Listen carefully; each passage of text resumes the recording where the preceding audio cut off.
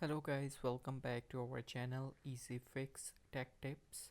So guys, in this video I will tell you that how you can write anything on a screenshot which you took in Windows 11 by using snipping tool. So guys, it's very simple. You can see a option here of writing.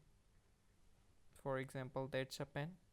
By using that you can write anything. I will click on that, then I will choose any color. For example, I choose a white. Then you have to write like E. My writing is not very good. EFTT.